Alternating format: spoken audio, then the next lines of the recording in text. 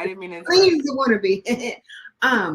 But there's so many vegan restaurants, right? There's so many vegan restaurants that close within like 6 months of being open because they don't have the business model set up. There's so many restaurants that don't stay in business for more than a year because they don't know how to manage or even establish their business properly. So it grinds my gears, makes my ass itch that this does not exist, and the fact that you are creating it is a beautiful thing.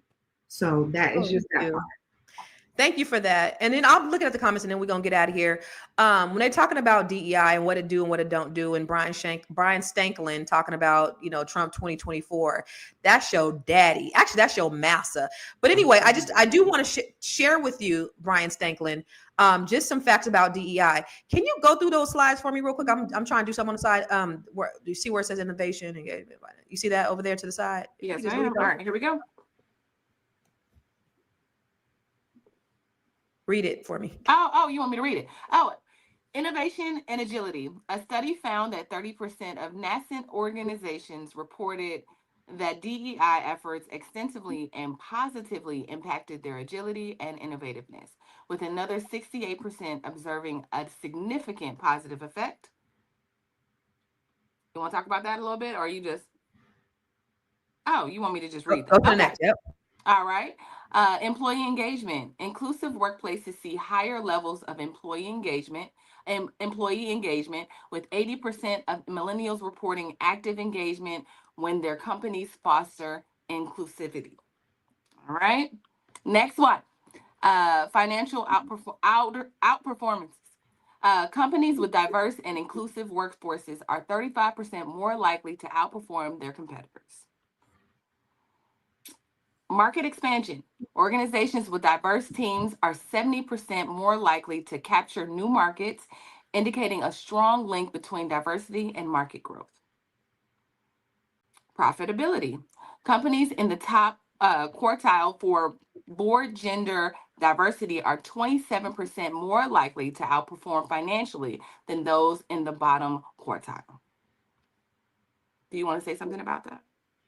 Yeah, I do. So when you're talking about, and I know that y'all saying Black people don't benefit, but I do understand, and I know the culture in corporate America, DEI does work. People feel more included. They feel welcome. They feel safe. The productivity is higher. The turnover is less. All those things are extremely important to a good work environment.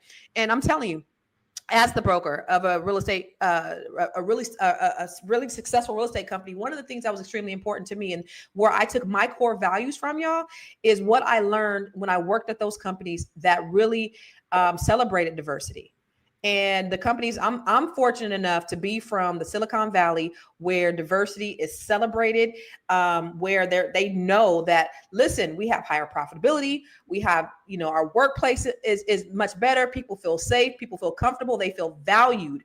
But when it's in an all white environment, or it's in a hostile environment, you're not going to get that same productivity or profitability.